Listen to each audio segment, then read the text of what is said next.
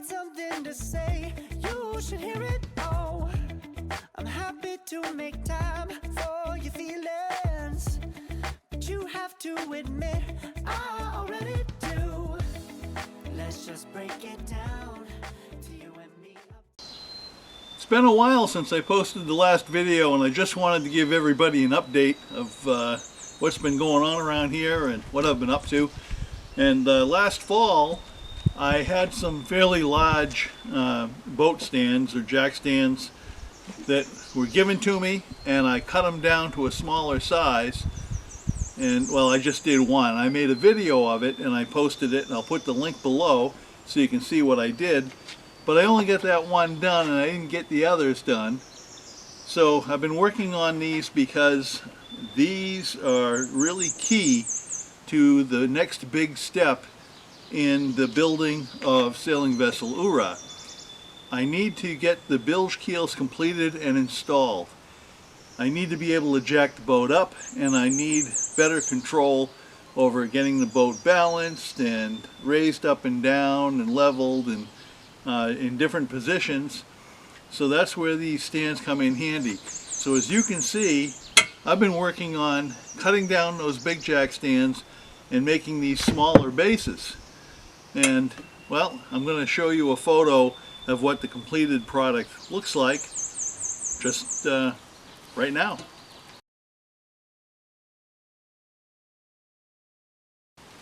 So now I'm at the point where I have these bases completed. I have them coated in primer, but now I have to make all the little bits and pieces that go up top, the little goosenecks and swivels and the pads that that fit on top of the Acme screws that slide into the pipes. Once I have all these completed, then I can get them in position under the boat, and I can start working on those ballast keels. I really need to get those done. So what you see here on the table are all the bits and pieces that I've already pre-cut that I have to start assembling, which involves a bit of welding. But before I can begin that, what I have to do is I have to take a grinder and sander, and I have to clean up all the very sharp edges, because when I cut these with an abrasive wheel, it leaves a lot of sharp edges and so forth that have to be cleaned up so they don't get cut, and I get a better weld when I start assembling them. These pieces here go on the wooden pads, and they are secured to the pads, and then they swivel on the gooseneck.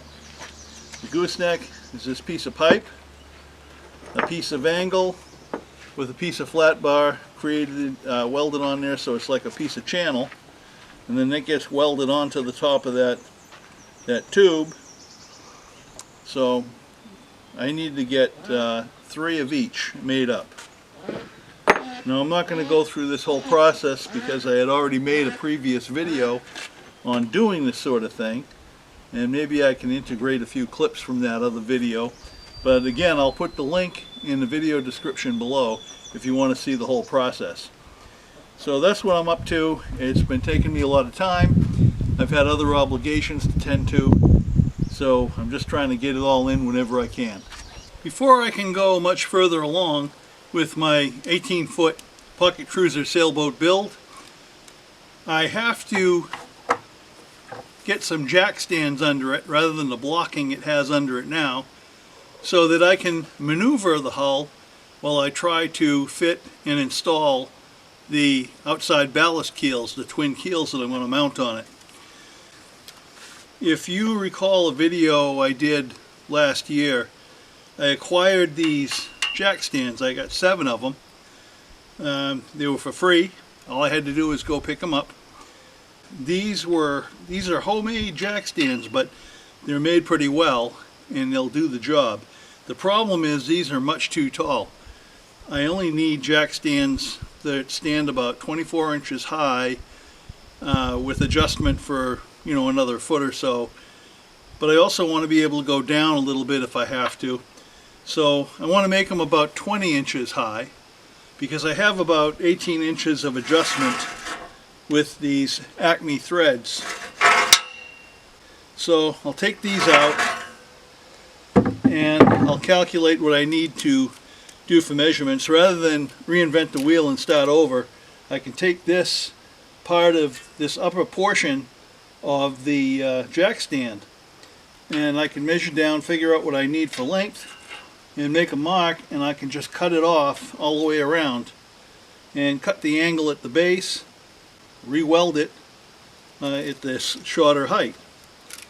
I don't have to go down vertically and measure across. What I can do is I can just measure the height down. Once I know what the vertical height is, I can measure down on each leg, and even though that's going to be a little bit different, it's going to maintain the same pitch or angle that the jack stand is at right now. So that makes it fairly easy. And then all I have to do is make a triangular shape at the base with the angle iron and weld the feet to it. That's all I have to do with this.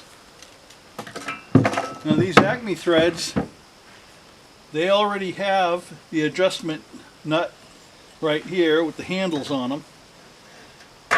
All I have to do is I just have to make a little cap with a little bit of angle on it so I can put a plywood pad that can swivel a little bit, or can tilt a little bit as need be with the hull. I was able to buy some tubing, some steel tubing that's the same diameter, same inside diameter as this here, so I can cut those up and make those little caps to go on top. Because when I got the jack stands, they didn't come with them. And of course the plywood, I'll have to look around, see what I can find for some 3/4 inch scrap, and I'm sure I have some. I know where I can dig some up. I'll be able to make all the jack stands I need so I can proceed with the ballast keel fabrication and installation. So this is a little bit of a wonky way to do it, but initially what I did is I set the jack stand up to where the base is level on the ground, and then I put a vertical piece clamped on temporarily, measuring down 20 inches is where I wanted it. And then I took this rule, I got it down to the point where I had it level going across in line with the top of the rule and the line I made at 20 inches until that was nice and level, so I knew I had the right depth going down. And then I adjusted these clamps until I got the rule to the point where it too was level, the same as at the base.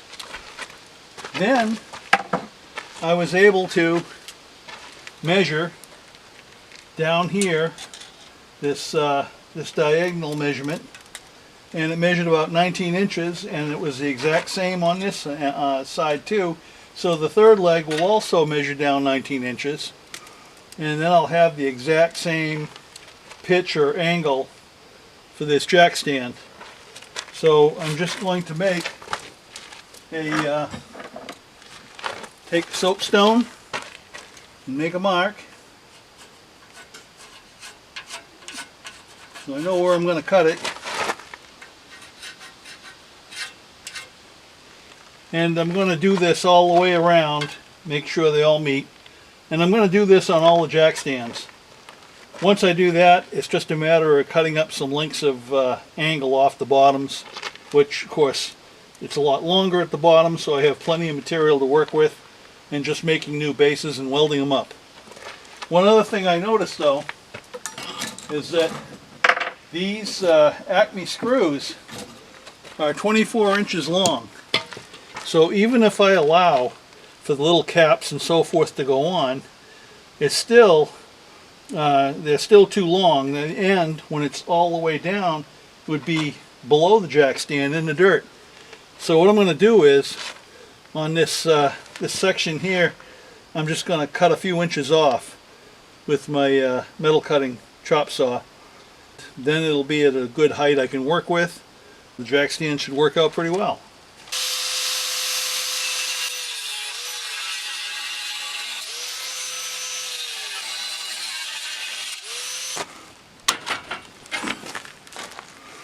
Here we go. I just have to make a base for it.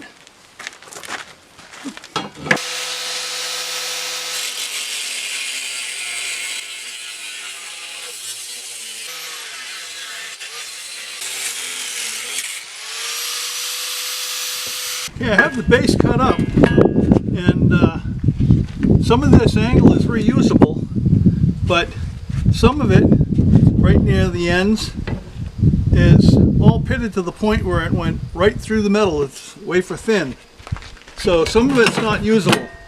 Now I can cut it down enough and I can use it for a new base here. I can just cut it down a little bit and make one, but I'm thinking I think I have some flat bar kicking around, brand new stuff, or I might do something else, but we'll see. But at least I have it all cut up. And you might be wondering, what am I going to do with these ends here? I'll cut that off. What will I do with that end? Well, at Shoestring Shipyard and at Downeast on the farm, I don't like to waste anything. There's always a reuse for it or something, and so this little piece will make up part of the scrap steel that gets mixed in with the concrete ballast keels. So it's going to live on. It'll serve another purpose. Now waste nothing. Just a quick check here of the height. Make sure that my measurements were correct. I wanted to be right around 20 inches, and I'm right there. Maybe just a hair, 1/8 of an inch off, but close enough for government work. That'll work just fine. So my vertical height is right where I wanted it to be.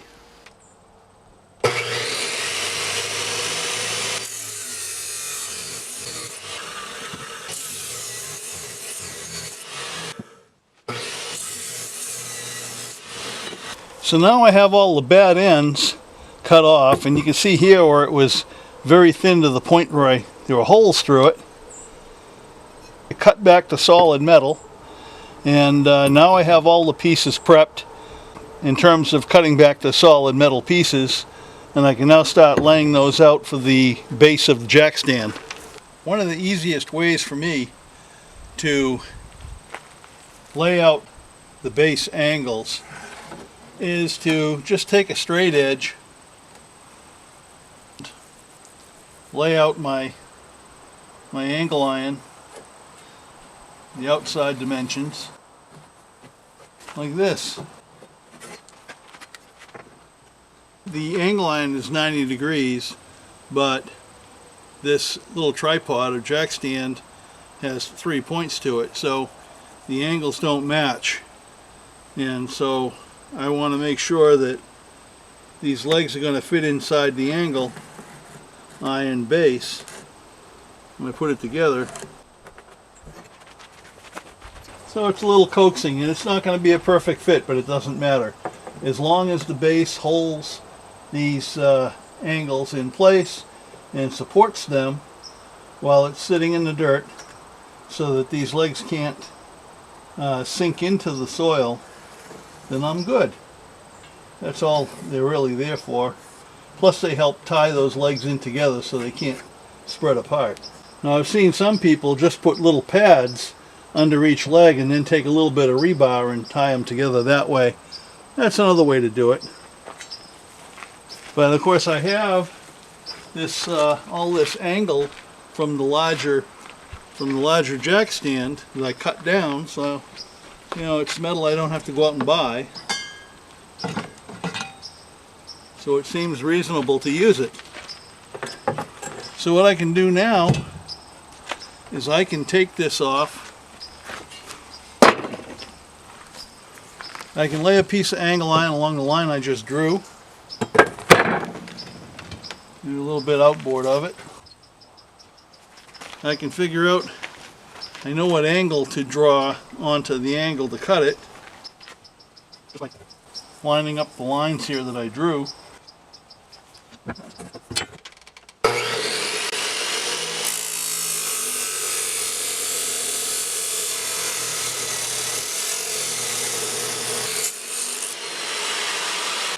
Perfect.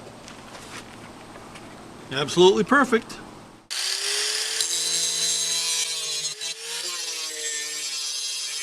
So you can see that I now have my angles cut, and so this just fits perfectly along this line. My angles are along the other lines. It looks good. So I just have 2 more to do in much the same manner until I get them all fit into position. and at that point I'll be able to start welding them up. One thing else I wanted to point out, after I drew the triangle, I also intersected the triangles in 3 different positions. Top of the triangle with the base, drew a line, same thing at the other sides of the triangle. And the reason for that is that this is an angle iron, and so when the other angle comes and it has to meet this one, what I have to do is I have to trim a little bit off the bottom here. And the same thing with this, in line with those intersecting lines. And I do that all the way around so that these will come together and the top parts of the angle will be able to meet. So I'll be doing it on this one. I'll have to do it on the one that mates with it right here at that corner. It's not a big deal, it's just a little bit of trimming. You know, this part stays, this stays exactly where it is. It's just a little tab I'm just going to zip off.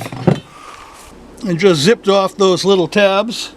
Now they're in line with those intersecting lines through the triangle. And if I do that with the other 2 pieces, everything's going to mate up just right. So I now have all the pieces cut for the base, and I just stuck this cut down stand on top. So this is the mock-up.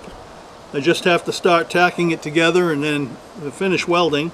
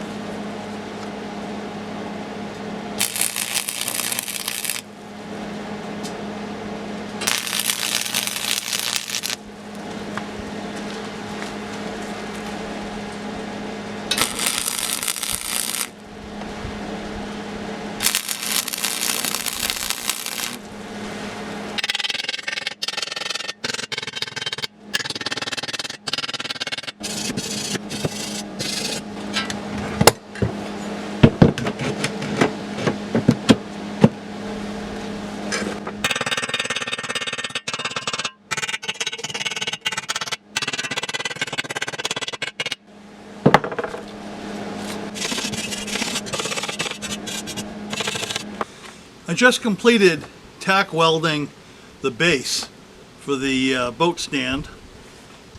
You notice that I put some wood cleats all around, and that was just to help hold it in position so it didn't move while I was doing the tacking.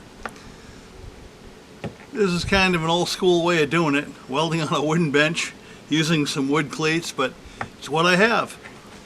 I don't have a steel welding bench, and I don't have any fancy clamps or anything, so I'm just making do with what I have. It worked. The boat stand is now tacked, and I can start finish welding it. And that's not going to take too much. It's going to be pretty much what you just witnessed, except that I'm running the beads a little bit longer, completing the seams on both sides and on the ends. And once that's done, I can just chip it and wire brush it, and on to the next phase.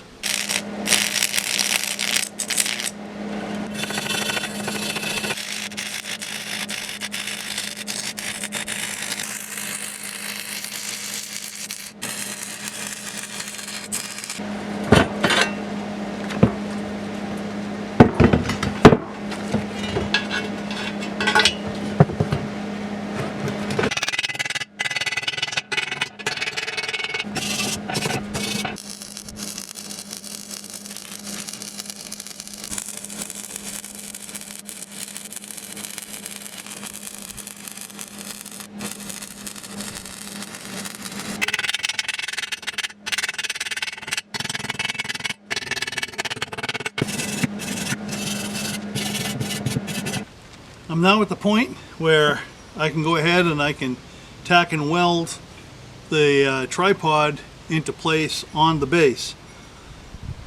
Now the base welds may not look very pretty because I'm a little out of practice, but I did make good solid welds, good penetration. I do know that from experience.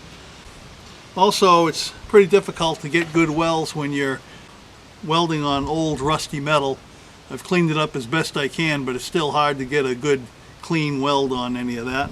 But you can get good penetration. You can get a good solid weld that'll work for the purposes that you intend it for. And I think I've achieved that. At any rate, I do have confidence in it.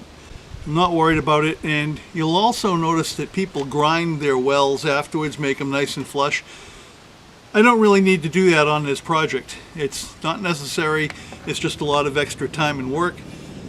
When this is finished, you know, you'll see this in the video being completed, but now I have 3 or 4 more to make after this, and I'm rapidly losing weather.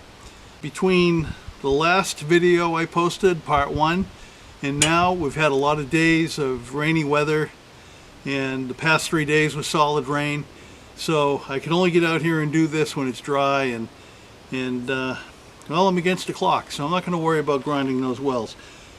For those that are interested, they want to know what I'm using for welding rod.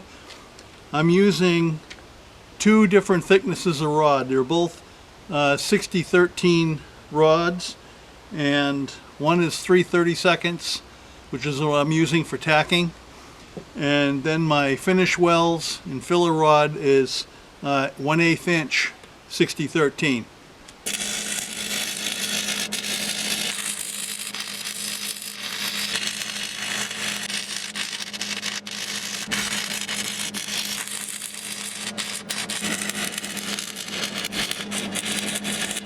So my boat stand, the basic stand or base, is complete, and I've put the Acme thread rod into place. I need some sticking up because I have to make the piece that where the pad mounts to. I had a scrap piece of plywood here to use for a pad, so now it's a matter of making the bracket. I didn't have any of this tubing sticking around the shop here, so I went local steel supplier, and that fits just right. I have to cut off a piece and then weld the bracket onto this. About 3 inches.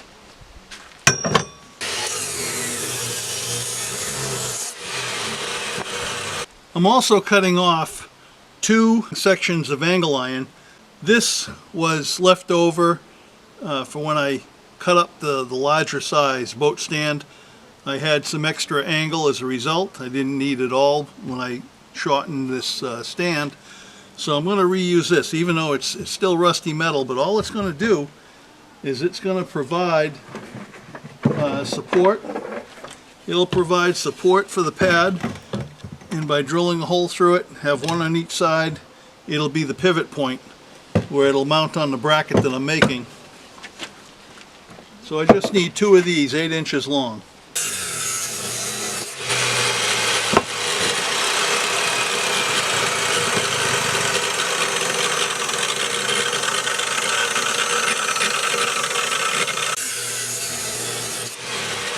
What I need now is a piece of 2 inch by 2 inch channel, but I don't have any channel. I do have some angle steel, which is 2 inches by 2 inches, and needs to be 2 inches long. That short piece will go on the top here and be welded to that tube, and with a hole drilled through it, and that'll make part of that hinge. But since I only have angle, but I do have some flat bar, which is the same thickness as this angle, and I can just, it is 2 inches wide, so I can just cut off a small piece and I can weld it to this angle, making a channel effectively.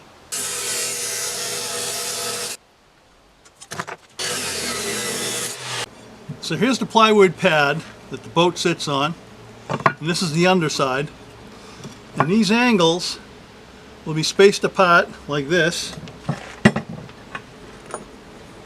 and this channel will be welded to this tube. It's upside down now. But it'll look something like that.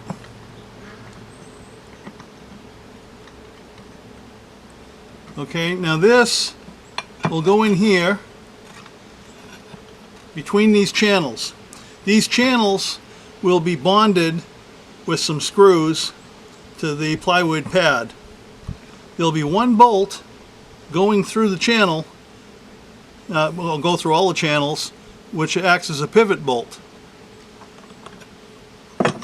That way this pad can tilt either way. But having these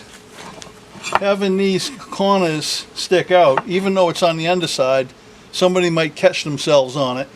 So what I want to do is I just want to zap off these corners. So I'll just take my cut-off tool, knocking off those sharp corners so that nobody will catch themselves. And that's the next step.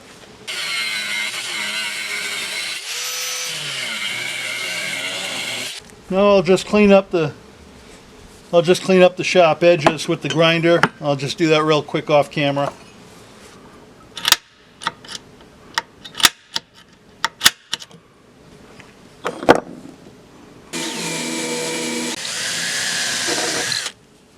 So I kept drilling off camera. I was going to separate these because it would be easier to drill through thinner metal if I did one at a time after I had the pilot hole. But these were secured to the point where this just wasn't moving, and I was able to drill easily through it all the way up to 3/8. I planned on using 1/2 inch. Right now I only have some 3/8 inch bolts. I have to go get some 1/2 inch ones. I can always bore these out to the 1/2 inch size later. But for now, just to mock it up and see how it works, I'll just leave it at 3/8. And now I have to do a pilot hole on this one side before I weld it up. Because once this is, I don't know where I need to drill a hole until I have this welded. So if I drill a pilot hole and then I run the drill straight through and I do it in a drill press or something so I know I'm straight across, then I'll have a more accurate location for the hole right here. So I'm going to weld, I'll do a pilot hole and then I'll just weld this up. I'm also going to have to, in order for this to pivot, I'm going to have to nip these corners off. Otherwise they'll get in the way of this angle. Now what I plan to do is through bolting with flathead machine screws, countersunk, into the pad, and tapping these holes to whatever thread of the screws I end up using. I don't have any right now. I have to go down to the hardware store and get them. So temporarily, what I'm going to do, just to mark it up so we can call this project good as far as the video goes, is I'll drill some holes smaller than I would be using for when I put the through machine screws in, you know, so I don't have to worry about tapping them or anything, and just run a couple of little wood screws from the back side just to hold it in place.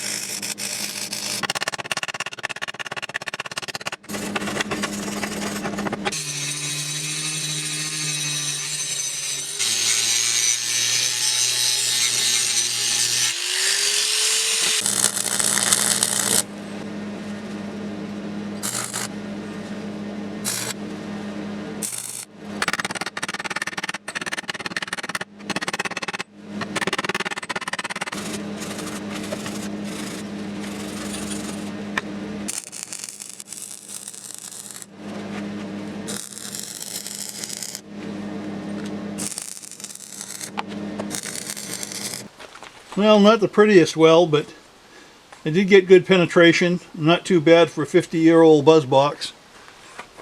I think I'll go over it a little bit more though, make a couple of finish passes, but I'll do that off camera. You get the idea. This is the part I had to make, and that fits right on top, and this can swivel, and then those angle pieces, which the plywood pad will be mounted to, they can pivot like this,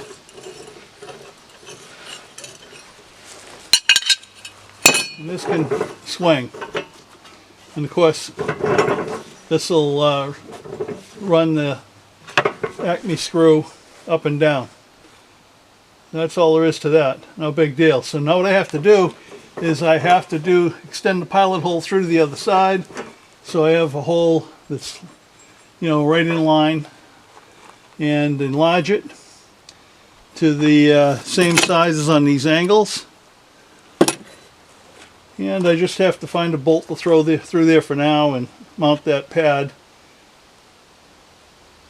And that's all there is to making these stands. Now I could have started from scratch, and if I did, and I used brand new metal, we could do a nicer job of it, make it a little bit slicker. But you know, you use what you have, get by with what you have, and get the job done. So I'm going to have to make another 4 or 5 of these things, I guess. So maybe 3 or 4, I don't know. We'll see how it goes. I'm not going to bother to paint them. They're already pretty rusty and everything, and this will just serve the purpose. It'll do what I need it to do. So this is the pivoting mechanism that's going to fit on the wood pad and then goes on top of the boat stand. I'll just get the pad here just to show you. You can see, as I mentioned before, because I have square corners on the top, see how it can only pivot so far? And that's why I have to cut these corners off, so that I'll be able to pivot back and forth. So that's the next job. I just have to trim off those little ears. I should be good to go.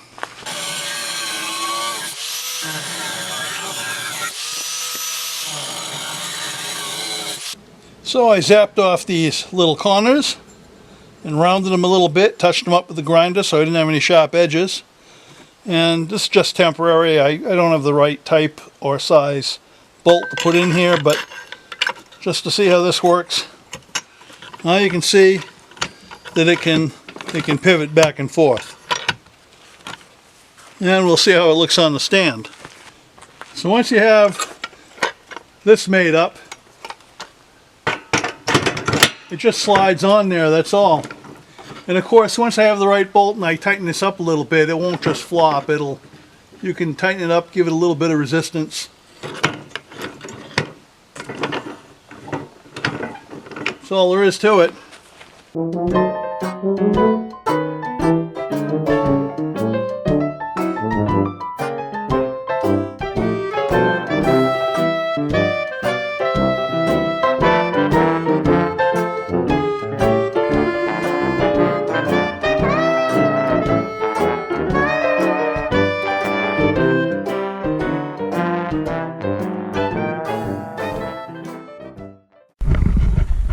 Hopefully, if everything goes right in the next video, what you'll see me do is, let me turn this thing around. You'll see me, in the next video, you should see me take these moles that I built for the ballast keels or bilge keels, and I have to build cradles for them so that they will sit upright and be strong enough to support the sides so they don't bulge as they get filled with concrete and scrap steel. Prior to that, I also have to make a steel grid, a whole network that goes inside. These moles actually become a permanent part of the bilge keels. Once the keels are fit in place and they're bolted in position, these will be not only sealed, but they will be tabbed with epoxy resin and fiberglass tape. They'll become a permanent part of the boat. So that is what is ahead. Once those cradles are made and those molds are upright and in position, then, and I get the grid installed and I start filling with concrete, I have to position those under the boat. So when the cradles are made and I start to put the concrete in, they should be in very close proximity, and I'll be pouring the concrete into the molds right at the boat, right beside the hull. And I have to come up with a system, maybe a few flat boards with some PVC pipe as rollers to help take these keels when they're upright and slide them sideways under the boat into position. I have to figure this out because I'm working by myself. I don't have any help, so I have to think these steps through bit by bit.